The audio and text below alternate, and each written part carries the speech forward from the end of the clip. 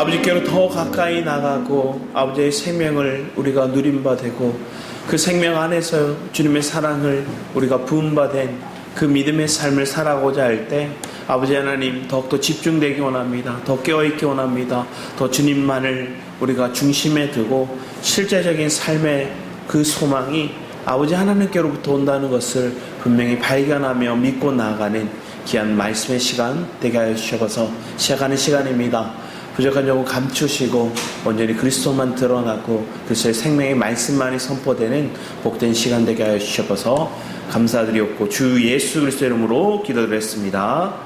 아멘. 이 시간 우리 함께 보시는 말씀은 우리 누가복음 9장 23절과 51절에서 56절 말씀입니다.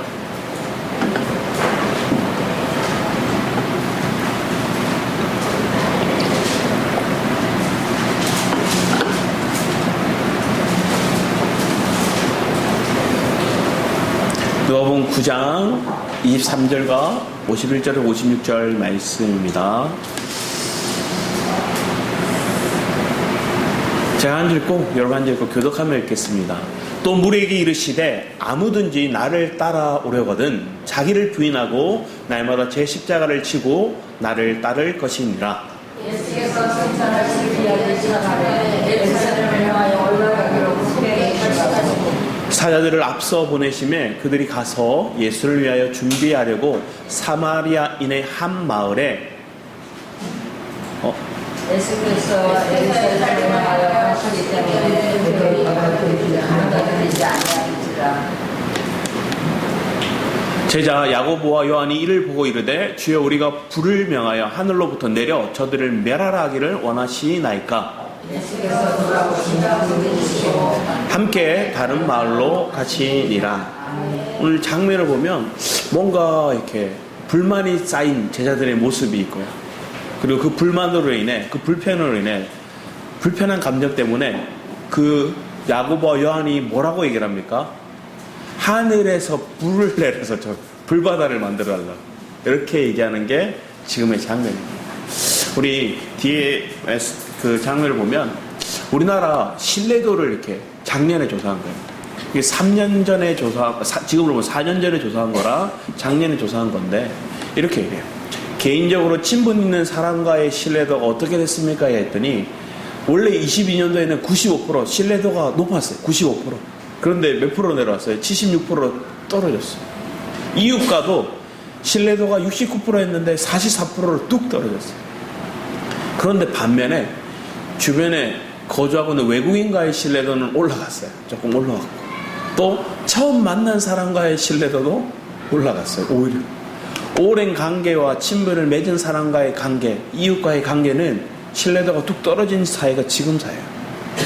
그러니까 어떤 모습이 있을까요? 안 믿어요. 서로를 불편해하고 안 믿고 뭔가 감정적인 관계를 맺으려고 하는 것들이 많이 어려워진 시대가 지금의 이 시대인 것 같습니다. 그런데 이런 감정들이, 이 불편한 감정들이 왜 쌓여갈까요? 왜 다른 사람에 대한 그 신뢰감이 왜 떨어질까요? 세상은 원래 그래요. 믿을 만한 사람이 없죠. 예전에 우스갯소리로 아버지 아들이 목욕탕 갔는데 아버지 뜨거운 물에 온탕이 들어가서 시원하다니까 아들이 어떻게 들어요? 들어가서 뭐라 그래요? 믿을 놈 하나도 없네 이렇게 얘기하는 게 세상의 어떤 모습이죠. 들어가니까 뜨거운데 아버지는 시원하다 그러고. 근데 우리의 모습을 보면 신뢰감을 가지고 또 믿고 의지할 수 있는 대상이 참 많이 어려워지는 것 같아요. 어려워지고 없어지는 것 같아요. 심지어 부모를 향한 자녀의 마음도 그 신뢰감이 너무나 떨어지는 시대가 이 시대인 것 같아요. 오늘 본문 말씀에 보면 시작이 이렇게 적혀있어요. 또 무리에게 이르시되 아무든지 나를 따라오거든 자기를 부인하고 날마다 제 십자가를 지고 나를 따를 것이니 얘기합니다. 근데 오늘 이 장면 속에 그 앞에 무엇을 얘기하면 나를 누구라 하느냐 이렇게 물어봤을 때 베드로가 이렇게 얘기를 합니다. 베드로가 어떻게 고백하냐고 그러면 베드로가 9장 20절 말씀에 예수께서 나를 누구라 하느냐 베드로가 대답하여 이르되 하나님의 그리스도 신이다. 주는 그리스도 살아계신 하나님의 아들이라고 다른 말씀에는 고백하죠. 다른 사복음서에도 그렇게 얘기를 합니다. 그런데 오늘 여기서는 뭐예요? 하나님의 그리스도십니다. 하나님이 보내신 메시아, 기름 부음 받은 자, 구원자이십니다. 이렇게 메시지를 던져 놓고, 그러면 그런 나를 너희도 따라와라 얘기를 하는데, 그 주님은 어떤 길을 가래요? 나는 죽음의 길로 간다 얘기를 해요.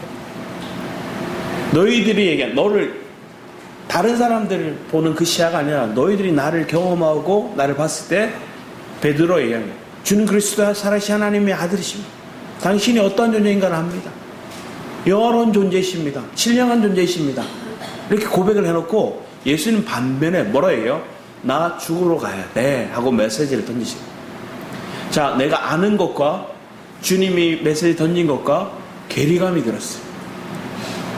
내가 아는 그 예수님, 내가 아는 그 하나님의 아들, 그분이 정말로 화려하고 아름답고 존귀함을 받고 이런 모습이 아니라 그분은 오히려 가장 낮은 곳으로 죽으러 가야 된다는 메시지를 주셨어요.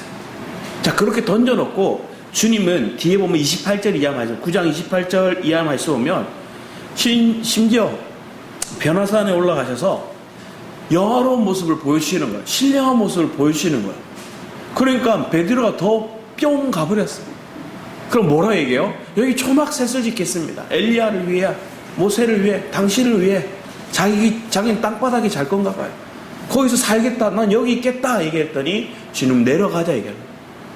하나님은 영화로운 모습을 보여주셨지만, 그런 화려한 모습을 보여주시기도 했지만, 그분이 신성에 속한 그 모습이 있다는 걸 그들에게 알려주셨지만, 그분은 그 신령한 모습으로 그대로 존재하는 모습이 아니라 우리를 위해서 낮은 자리로, 세상으로 내려오시는 거예요. 주님의 실제적인 메시지는 자기를 부인하고 자기의 십자가의 길을 가는 거, 그리고 그 길을 따라오기 위해서 제자들에게 삶으로 보여주신 길들은 화려함의 모습으로 끝나는 게 아니라 그 화려함을 포기하는 모습으로 우리에게 메시지를 주고 있습니다. 화려한 인생의 모습이 우리에게 전부가 아니라 주님의 그 신령하고 화려한 그 장면들, 영화로운 그 모습이, 그것으로 마땅히 그분은 영광 받으셔야 되시지만 어떠하시면 그걸 포기하시는 거예요. 그걸 버리고 낮은 자리로, 죽음의 자리로, 십자가의 길로 오시는 거예요. 예수님의 제자들은 오늘 장면을 보면 이 사마리아에 있는 사람들을 뭐 하는 거예요? 심판하려고 했어요. 근데 예수님은 십자가의 길로 가셨어요.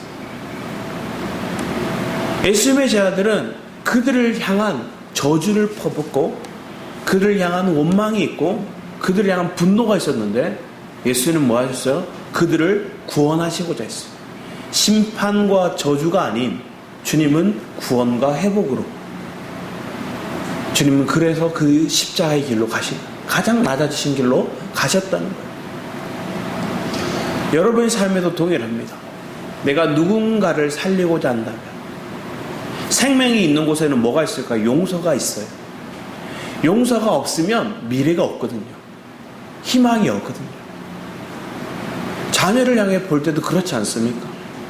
내가 저 자녀를 용서하지 않는다면 그 자녀 어떻게 했어요? 갖다 내버렸을 거예요.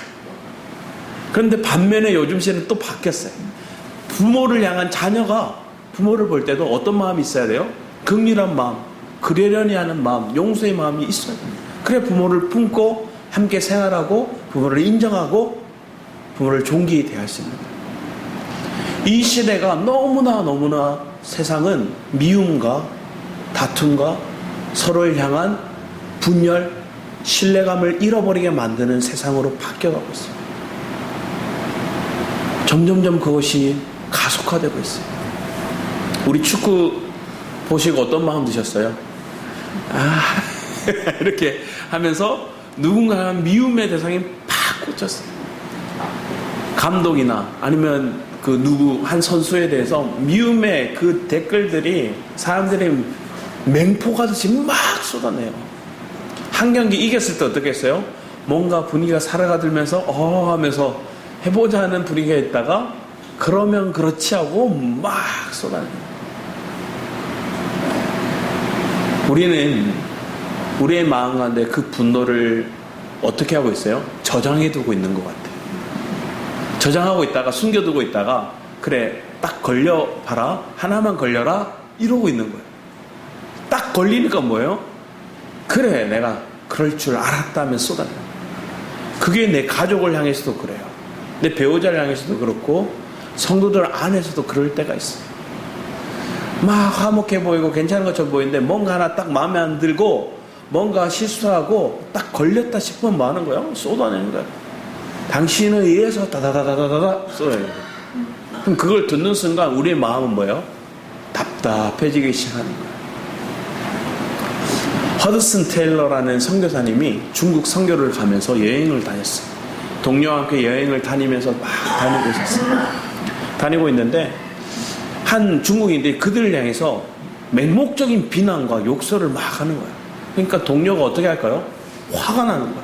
그래서 따지고 그들에게 이것을 뭔가 불편한 마음들을 쏟아내려고 할 때 이 허드슨 테일러 이 선교사님이 뭐라고 얘기했냐면, 우리가 예수를 전하기 위해 이곳에 왔는데 예수를 닮은 모습을 표현하는 것들이 맞는데 우리가 똑같이 저 세상 사람과 똑같이 행동한다면 우리의 말에는 힘을 잃습니다. 우리의 복음은 힘을 잃어버립니다. 내가 동일하다면 우리의 복음, 우리의 메시지는 세상과 별반 차이 없다는 거예요. 힘을 잃게 된다는 거예요. 그게 맞는 말이죠. 그렇게 복음을 전하고 많은 것에 그리스도를 믿는 사람들이 생겨나고 또 목회자들도 생겨났어요. 그 중국에 목회자들이 생겨나고 복음을 전하고 믿는 사람이 생겼는데 문화혁명이라고 하는 것들이 탁 터지면서 많은 예수를 믿는 분들과 목회자들이 감옥에 갇혔어요. 감옥에 갇힌 목회자들이 감옥살이를 하면서 막 매도 맞고 때로는 인격적인 모독도 당하고 심지어 처형을 당하는 사람도 있었어요.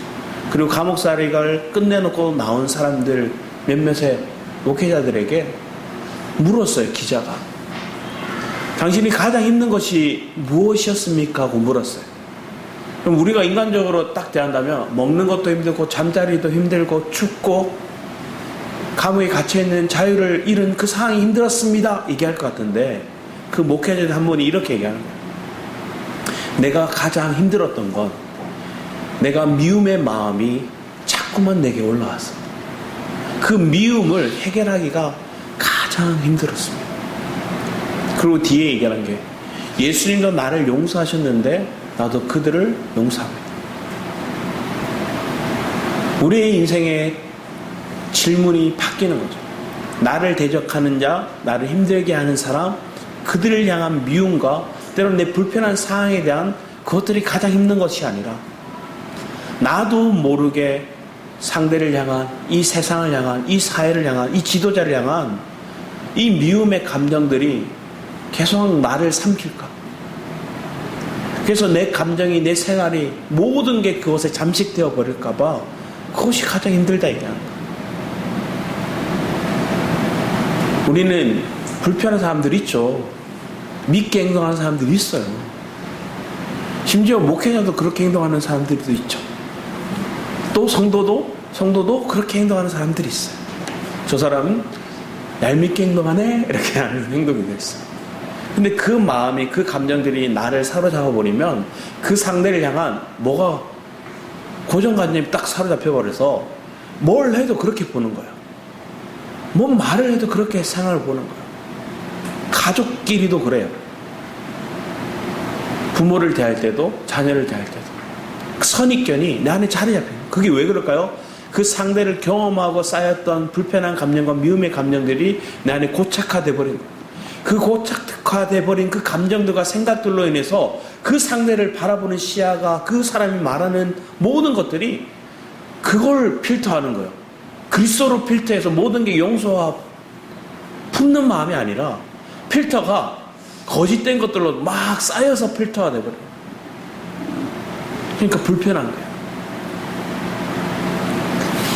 저희 큰딸이 약간 사춘기도 오고 또 이제 고학년이 되다 보니까 여러 가지 진로도 고민하고 또 여러 가지 상황들 속에서 마음에 뭔가 불편한 게 많은 거예요. 그러니까 막 전에도 얘기했잖아요. 찬양도 싫고 뭐 교회 아침에 왜 가야 돼? 이렇게 얘기하는 거예요. 그래서 이번 주 동안 딸하고 단둘이 여행을 다녀왔어요. 마음에 너무 불편하고 부정적인 감정들이 막 쏟아내니까 자기도 모르겠대요. 불편하고. 근데 여행 동안 어떻게 했을까요? 아무도 짜증을 안 내는 거예요. 왜 그럴까요? 제가 걔한테만 맞춰줬거든요. 초점을. 걔한테만 집중해서 해줬거든요. 그러니까 제 생각이 좀 바뀌게 되는 것도 있었어요. 집에서는 너 왜 그래? 너 동생한테 왜 그래? 너 왜 그거 안 해? 막 이런 말들이 제게 많았었거든요.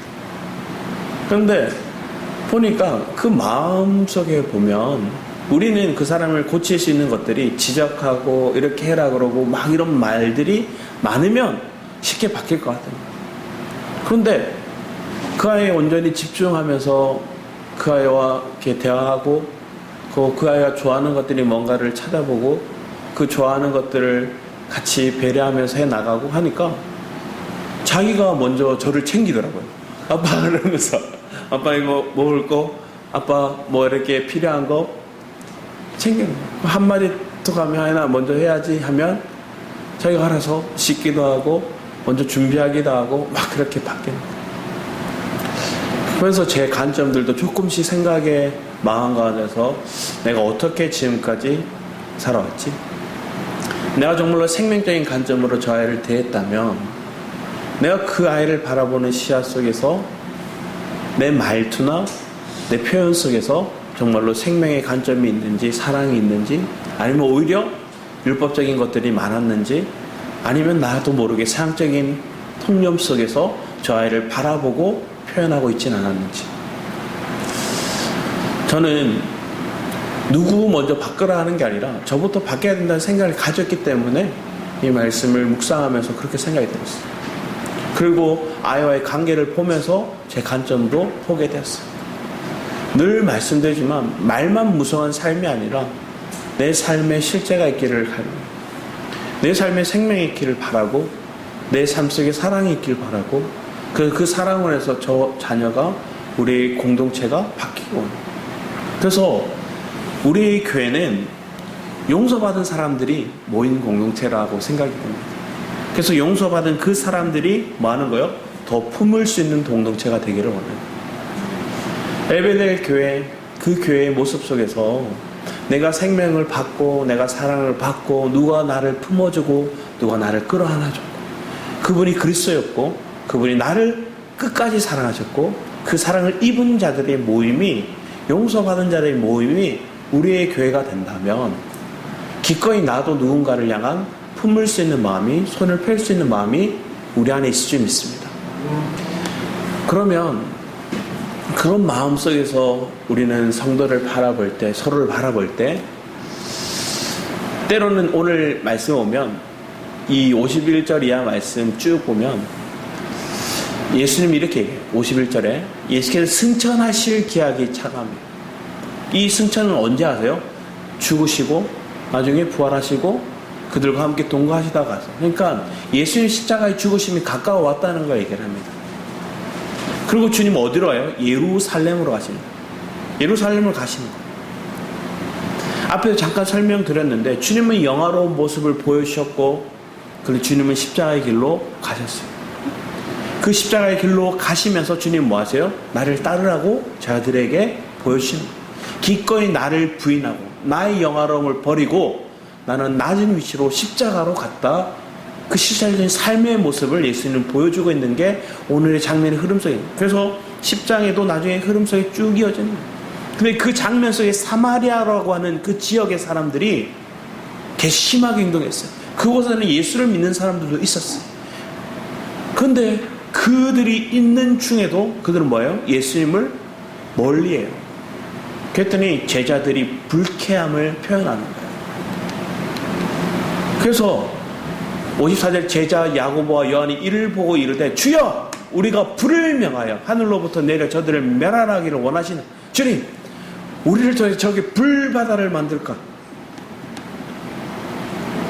여러분에게 조금 해를 끼치는 사람들 여러분의 어떤 별로 가진 것도 없는데 내 가진 것마저 빼앗으려고 하는 사람들 그런 사람들 향해 여러분 이 마음이 들지 않으십니까?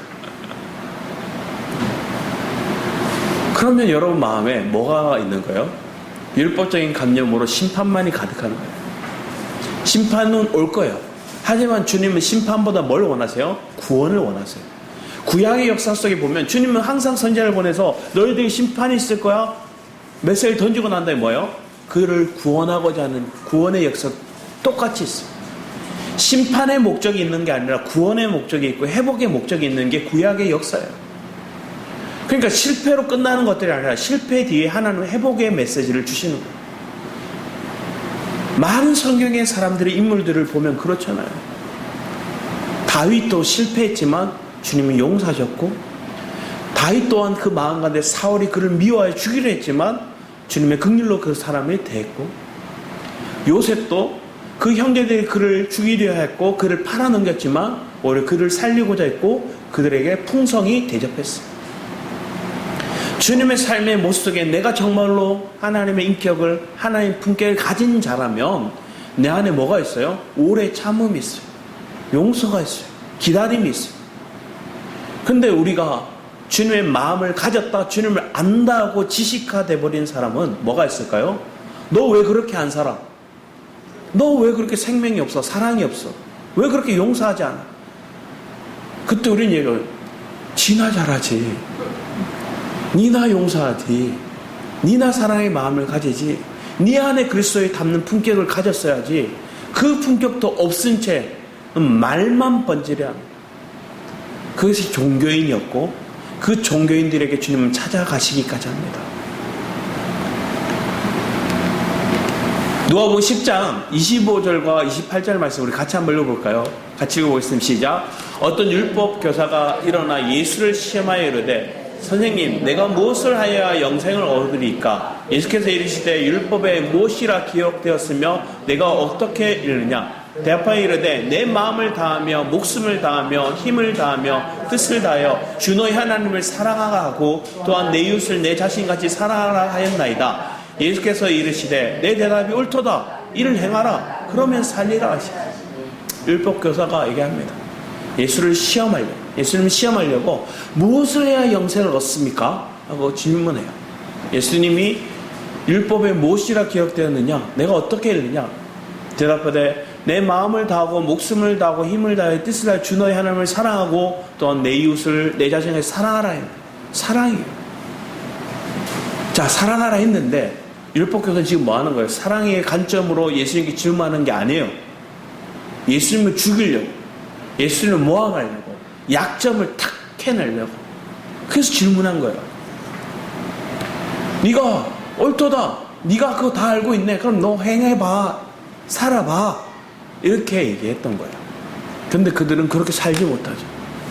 요한복음 3장 16, 17절 말씀은 예수님은 오히려 이 세상에 오신 이유를 얘기합니다. 하나님이 이 세상을 이처럼 사랑하사 독생자를 주셨으니 이는 그를 믿는 자마다 멸망하지 않고 영생을 얻게 하려 하십니다.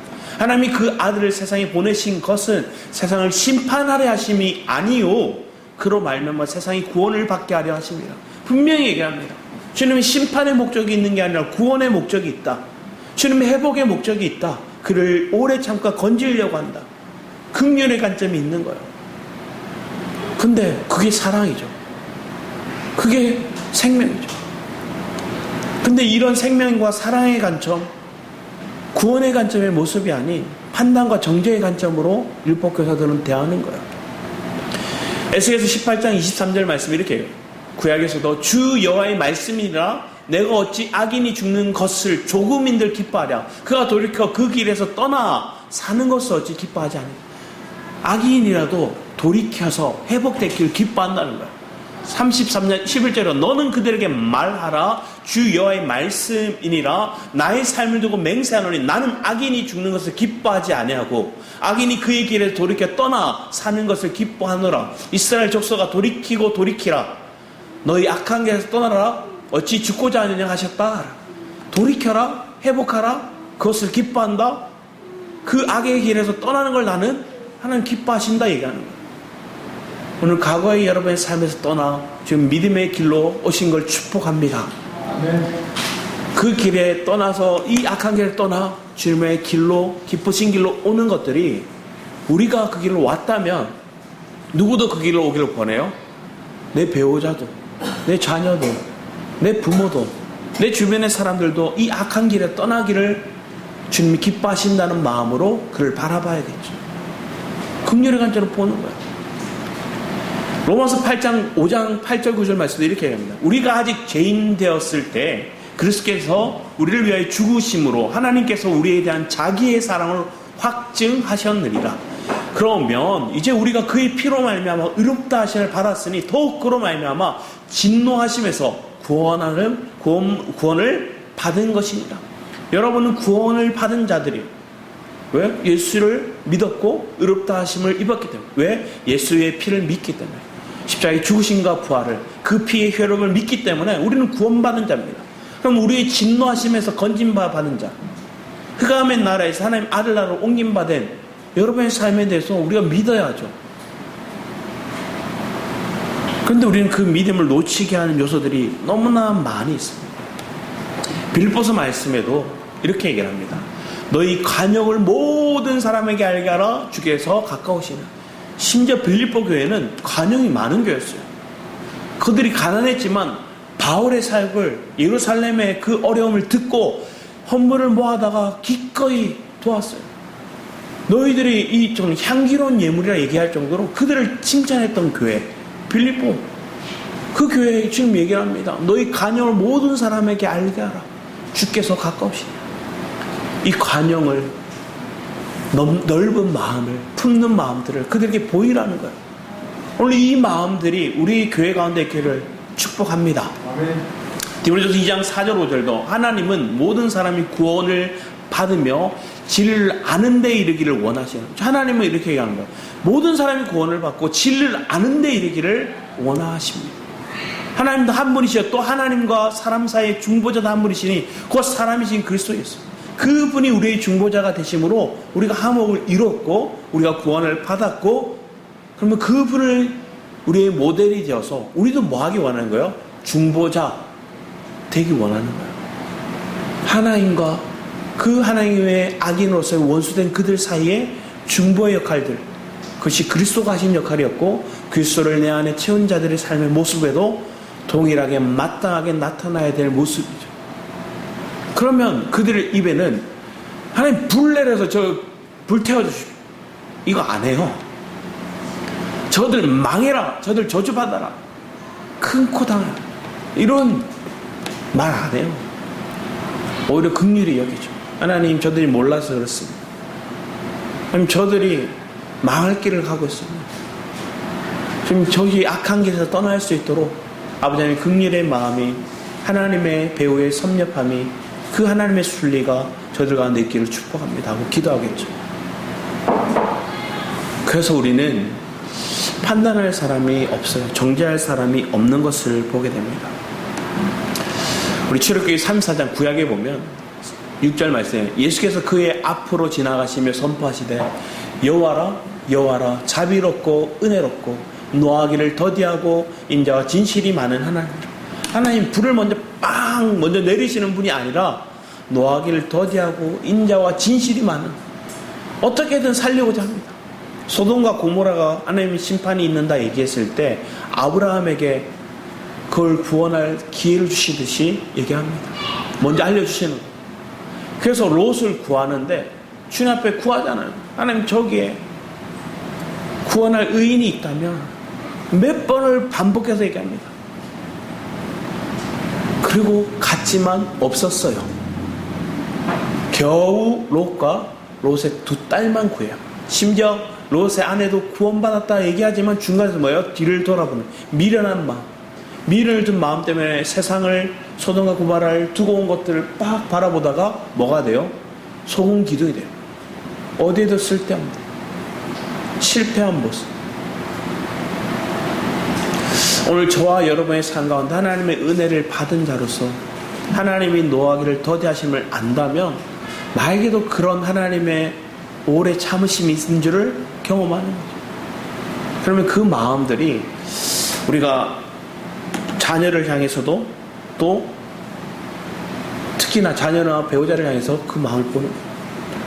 아 저거 또 저러네. 그러면 그 관점의 필터가 먼저 딱 끼워지면 어떤 마음이 들까요? 바로 눈에서 레이저가 나가겠죠. 입에서 독성이 나가겠죠. 근데 그 필터를 빼버리고 그리스도를 딱 끼웠더니 어떻게 돼요? 그럴 수 있어. 원래 나도 저랬어. 나도 저렇게 많이 오래 누군가를 참아줬어. 그런 마음으로 보게 되겠죠. 여러분 마음에 이런 마음이 있기를 축복합니다.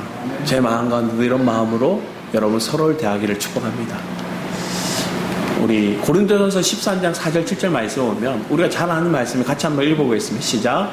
사랑은 오래 참고 사랑은 온유하며 시기하지 아니하며 사랑은 자랑하지 아니하며 교만하지 아니하며 무례히 행하지 아니하며 자기의 유익을 구하지 아니하며 성내지 아니하며 악한 것을 생각하지 아니하며 불의를 기뻐하지 아니하며 진리와 함께 기뻐하고 모든 것을 참으며 모든 것을 믿으며 모든 것을 바라며 모든 것을 견디느니라.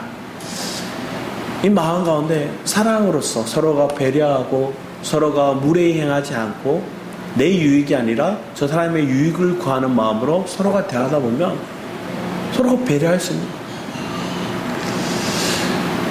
앞에도 얘기했지만 처음이었거든요.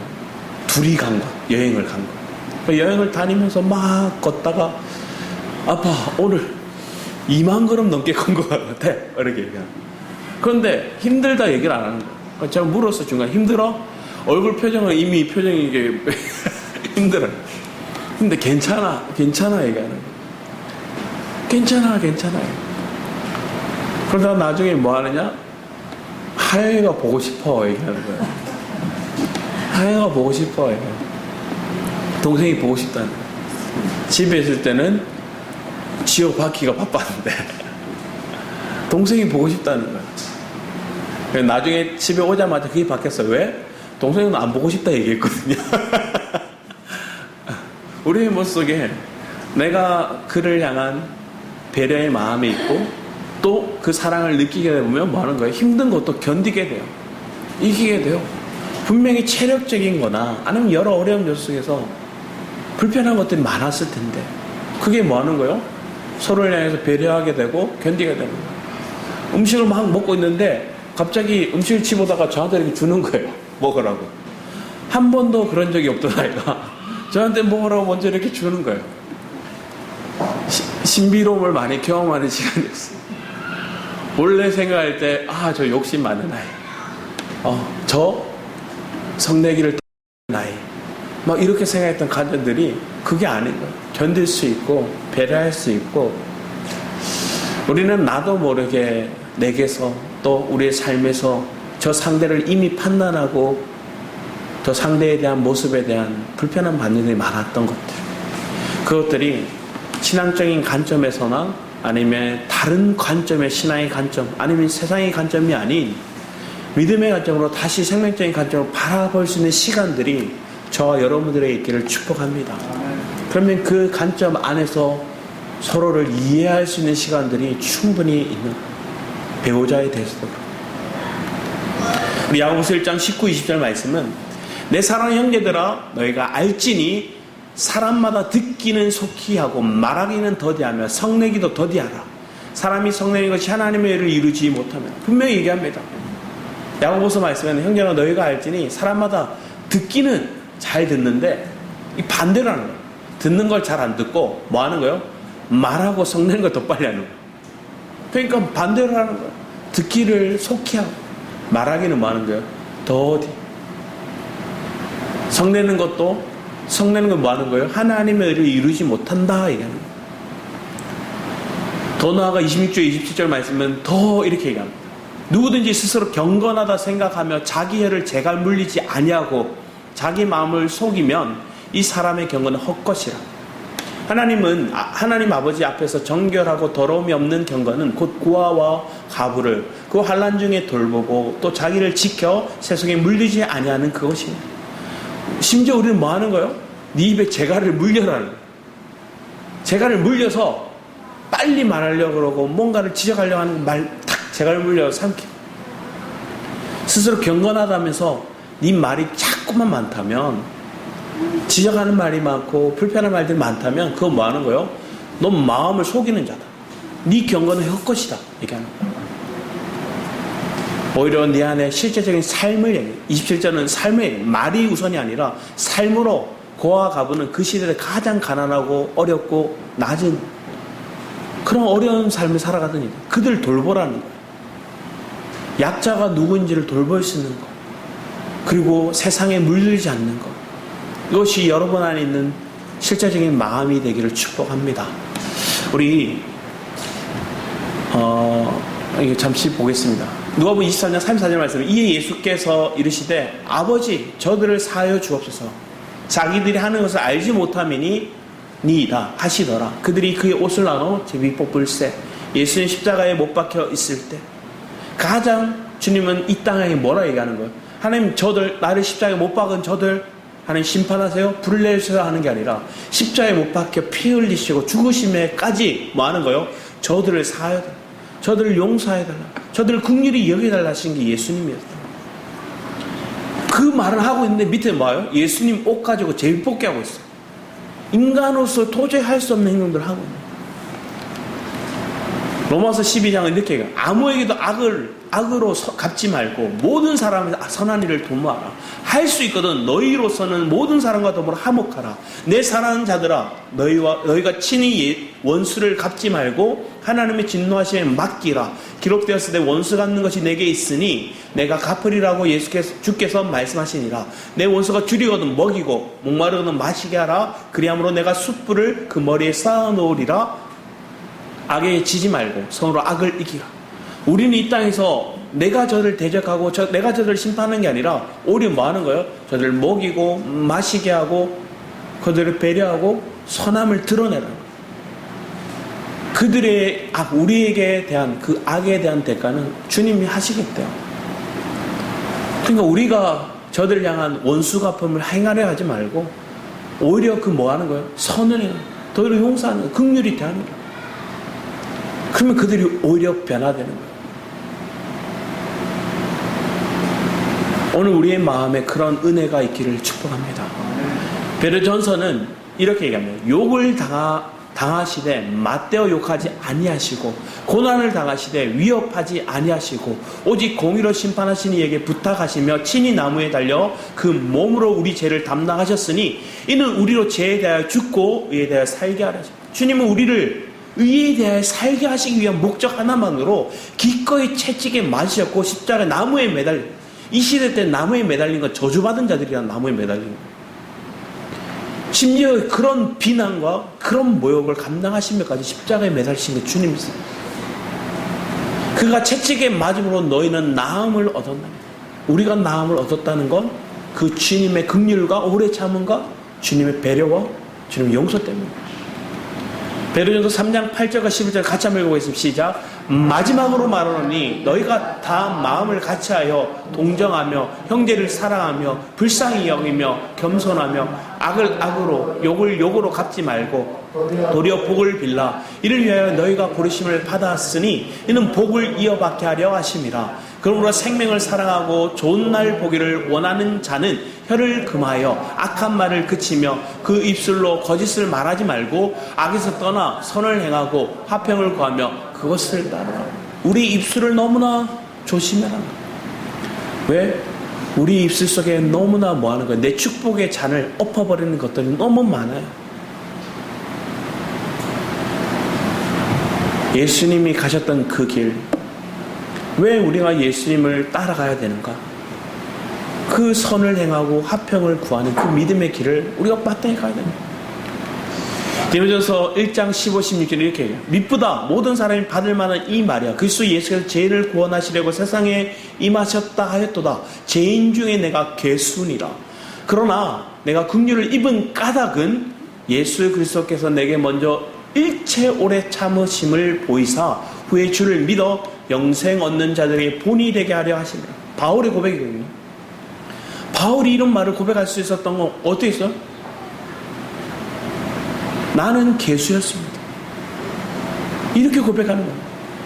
그 가정 속에 뭐예요? 주님의 오래 참으심이 일체 오래 참으심을 보이셨다는 거예요. 그러면서 내가 주를 믿었고 영생 얻은 자 되었고 나 또한 그 본이 되는 삶을 살게 되었습니다 하고 바울은 고백할 수 있어요. 이게 얼마나 복된 거야. 우리는 생각해봐야 돼. 누가복음 10장 말씀에 보면 누가복음 10장 29절 말씀에 이렇게 얘기하죠. 그 사람이 자기를 옳게 보이려고 예수께 여쭤오되 그러면 내 이웃이 누구니까? 앞에 얘기하죠. 예수께서 대답하되 이르시되 어떤 사람이 예루살렘에서 여리고로 내려가다 강도를 만나매 강도들이 그 옷을 벗기고 때려 거의 죽은 것을 버리고 갔더라. 마치 한 제사장이 그 길로 내려가다가 그를 보고 피하여 지나가고 또 이와 같이 한 레위인도 그곳에 이르러 그를 보고 피하여 지나가되 어떤 사마리아 사람은 여행하는 중 거기 이르러 그를 보고 불쌍히 여겨 가까이 가서 기름과 포도주를 그 상처에 붓고 싸매고 자기 짐승에 태워 주막으로 데리고 가서 돌보아 주니라. 그 이튿날 그가 주막 주인에게 데나리온 2를 내어 주며 이르되 이 사람을 돌보아 주라. 비용이 더 들면 내가 돌아올 때 갚으리라 했으니 내 생각에는 이 세 사람 중에 누가 강도 만난 자의 이웃이 되겠는가? 앞에 사마리아인의 불을 내려달라는 사항이 9장에 있었는데 우리 예수님은 비유로 사마리아인을 선한 사마리아인을 메시지로 던져주고 계세요. 너무나 상반된 메시지를 한 장의 차이로 얘기해요. 뭘 얘기할까요? 저런 사마리아인도 바뀔 수 있다는 거예요. 저런 사마리아인도 선한 사마리아의 삶을 살면서 오히려 종교인인 레위인과 제사장들이 뭐하고 있어요? 율법에 매여서 죽은 시체 만지면 안 되니까 피해가는 거예요. 오히려 생명을 존귀히 여기는 게 아니라 내가 거룩해져, 내가 깨끗하려고 피해가버리는 거예요. 그게 이론적인 신앙이에요. 생명이 없는 신앙이에요. 사랑이 없는 신앙이에요. 사랑이 있다면, 생명이 있다면 뭐하는 거예요? 기꺼이 그들을 살리고자 하겠죠. 오늘 그런 믿음이 우리 안에 있기를 축복합니다. 오늘 이 작품이 어떤 작품인가 아세요? 피에타라는 작품입니다. 이 피에타라는 작품을 미켈란젤로가 조각했거든요. 그래서 밑에서 제가 바티칸에 가면 있어요. 로마 바티칸에 가면 저 작품이 있는데 보통 어디서 보냐면 위에 이렇게 있어가지고 저희가 이렇게 우러러봐요. 우러러보니까 마리아가 죽은 예수님을 이렇게 안고 계세요. 십자가에 달려 죽으신 예수님을 안고 계신 장면. 그러니까 저 장면을 보면 너무 슬퍼요. 우리가 보면 어머니가 죽은 아들을 바라보는 시야, 얼마나 슬플까, 얼마나 고통스러울까, 그것만 이렇게 연상돼요. 그런데 인간은 저렇게 바라봐요. 아, 슬프다, 어머니 아픔, 막 이렇게 봐요. 그런데 미켈란젤로 정말 대단한 조각가거든요. 위에서 바라보게만, 하나님이 바라보는 시야예요. 하나님 바라봤더니 하나의 작품이 하나처럼 보여요. 그래서 마리아의 얼굴이 보이는 게 아니라 예수님의 그런 침묵 속에 모든 걸 완성하신 모습을 보이는 거예요. 그래서 하나의 산 같아요. 이렇게 보면 위에서 밑으로 보면 하나의 산같이 보이기도 하고 물결이 흘러가는 장면처럼 보이기도 하고, 그래서 영화로운 모습, 완성의 모습, 일체된 모습을 따로 분리된 사람의 하나의 모습처럼 보이게 만들어서 하나의 보시되 침묵 속의 완성을 보였다는 작품, 그런 모습들이 비춰지는 거예요. 이 미켈란젤로라는 작품, 이 조각가가 이렇게 얘기해요. 나는 대리 속에 갇혀있는 천사를 본다, 이렇게. 대리석을 보는데 사람들 볼 때 돌덩어리 이렇게 얘기하는데 그 속에 갇혀있는 천사를 본다고 얘기해요. 뭘 얘기할까요? 하나님이 작품을 만들어 가실 걸 보는 거예요. 자기가 그걸 조각할 것들을 그려가는 거예요. 이걸 메시지로서 우리가 주고자 하는 의미가 있어요. 여러분 배우자도, 여러분 자녀도 뭐 하는 거예요? 하나님의 조각품이에요. 작품이에요. 지금 당장은 돌덩어리처럼 보이고 퉁명스럽게 보이고 때로는 뭔가 울퉁불퉁해 보여요. 근데 그 주님이 조각할 때 보면 그 안에 뭐가 있어요? 천사가 있다는 거예요. 미켈란젤로는 그 작품을 볼 때, 그 돌덩어리를 볼 때, 그 대리석을 볼 때 그 속에 갇혀진 천사를 봤다 얘기합니다. 오늘도 내가 내 주변에 있는 사람들을 볼 때 그 속에 있는 그리스도의 인격, 그리스도의 모습을 본다면 내 원수같이 행동하는 그 사람마저도 그 속에 그리스도가 있음을 보게 되는 거예요. 그런 관점이 저와 여러분 안에 있기를 축복합니다. 그냥 슬픔의 관점으로 밑에서 아래로, 밑에서 위로 바라보는 모습이 아니라 하나님이 보는 관점으로 하나의 완성된 침묵 속의 완성을 보게 하고 그 완성 속에 있는 하나됨을 보게 하고, 오늘 교회 속에 때로는 왁자지껄한 다툼이 있고 불편한 것들이 있습니다. 하나님의 심판은 하나님의 집에서부터 시작돼요. 그래서 오늘 한국교회가 그렇게 시끄러운 거예요. 왜 그럴까요? 하나님 집에서 심판이 있음을 통해 그들을 건지고자 하는 목적, 돌이키게 하고자 하는 목적이 있는 거예요. 왜 여러분의 삶이 뭔가 왜 이렇게 왁자지껄하고 왜 이런 상황들이, 불편한 상황들이, 왜 이런 사건들이 많을까 하는, 그걸 통해서 우리를 보게 하시는 거예요. 그걸 통해서 내가 하나님의 관심과 초점이 내게 있음을 보게 하시는 거예요. 그리고 그 관점에서 내가 주님을 보고 그리스도를 내게 담고자 하는 삶의 모습들이 전환되고자 합니다. 사도행전 7장 59, 60절 말씀은 그들이 돌로 스데반을 치니 스데반이 부르짖어 이르되 주 예수여 내 영혼을 받으시옵소서 하고 무릎을 꿇고 크게 불러 이르되 주여 이 죄를 그들에게 돌리지 마옵소서 이 말을 하고자 합니다. 스데반 집사, 스데반조차도 예수님이 가신 닮아가는 모습이에요. 돌로 치는 사람들, 자기를 모함해서 돌로 치는 사람들에게 하나님 이 죄를 저들에게 돌리지 마옵소서, 그렇게 얘기하는 거예요. 긍휼로, 용서로 얘기하는 거예요. 그런데 이 장면이 있음을 통해서 누가 나을까요? 이 7장 끝나고 바로 8장 1절, 이게 7장 60절의 마지막 절인데 그 뒤에 8장 1절이 시작되는데 8장 1절에 사울은 그가 죽임 당함을 마땅히 여겼다. 스데반의 죽음을 목도했던 것, 주님 저들의 죄를 용서해달라고 고백한 속에 누구도 있었어요? 사도 바울도 있었어요.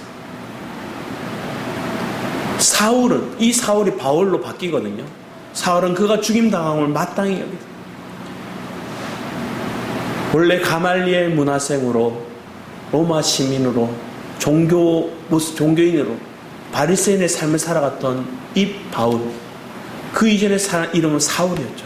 그 사울은 스데반이 죽은 건 마땅히 여겼고 예수 믿는 자를 핍박했어요. 근데 그가 이 장면을 목도하고 나중에 기억하거든요. 이 장면을 통해서 누가 용서함을 받아요? 바울이 용서함을 받은 거예요.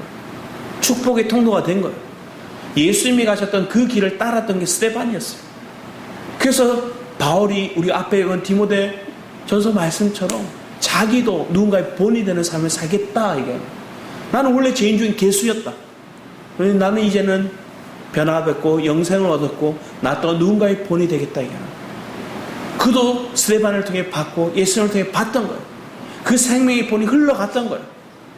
그 생명의 흐름이 오늘 우리 가정 가운데 있기를 원하고 우리 교회 가운데 있기를 원하고 이게 흘러나가는 축복의 강물이 되기를 우리 사모하며 기도합니다. 우리의 마지막 말씀입니다. 마지막 우리 5절에서 5장, 에베소 5장 1, 2절 말씀 같이 한번 읽어보겠습니다. 시작. 그러므로 사랑을 받는 자녀같이 너희는 하나님을 본받는 자가 되고 그리스도께서 너희를 사랑하신 것 같이 너희도 사랑 가운데 행하라. 그는 우리를 위하여 자신을 버리사 향기로운 제물과 희생 제물로 하나님께 드리셨네. 영화로운 모습을 보였던 그 주님이 가장 낮은 자로 가셨어요. 그리고 그 길을 제자들이 봤어요. 이해하지 못했지만 나중에는 그 본 것이 그냥 이론적으로 알던 것이 실제 삶으로 나타났던 게 베드로의 삶으로 나중에 드러나죠. 사도행전 역사가 그렇게 쭉 흘러가요.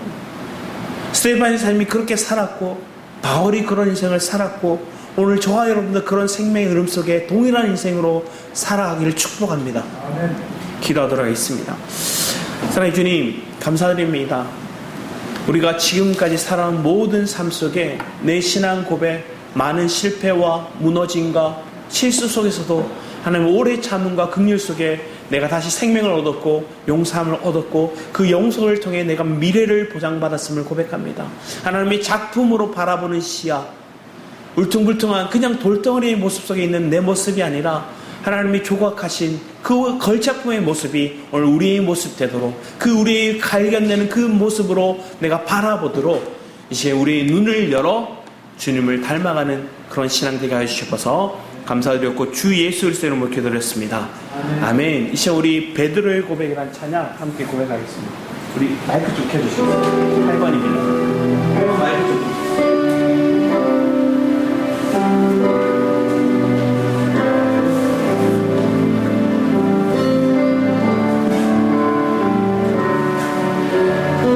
가장 후회하지 않으니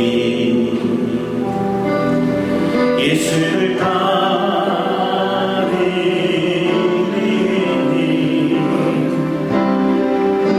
내 힘을 버리고 내 사랑을 뒤로하고 나를 부르신 주님을 동행하느니 나의 평생에 소원하느니 예수를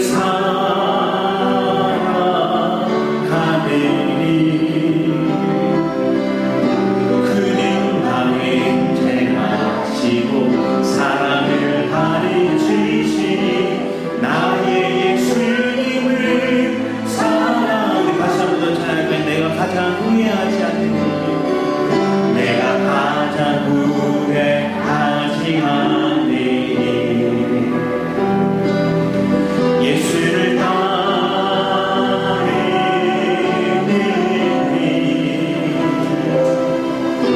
내 힘을 버리고 내 사랑을 뒤로하고 나를 부르신 주님과 동행하느니 나의 평생에 소원하느니 예수를 사랑하느니 그는 나의 죄하시고 사랑을 가르치시 나의 예수님을 사랑하느니 날 부르심에 감사 날 놓지 않으신 감사 하늘 보자 너희도 날 사랑하심에 감사 나의 모든 삶을 나는 모든 인생을 예수님과 함께 걷겠으니 날 부르심에 감사 날 놓지 않으신 감사 하늘 보자 보기고 날 사랑하심에 감사 나의 모든 삶을 남은 모든 인생을 예수님과 함께 걷겠습니다.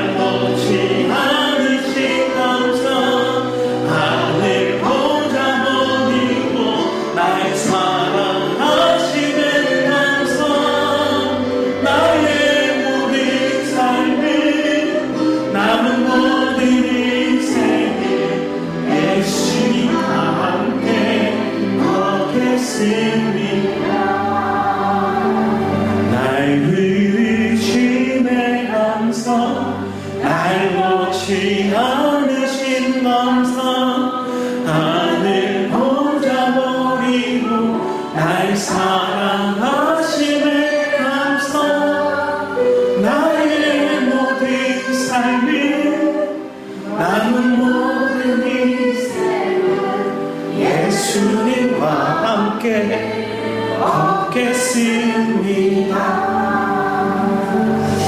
여행을 이게 마치려 하는 시간 속에 하나님이 너무 사랑스러워.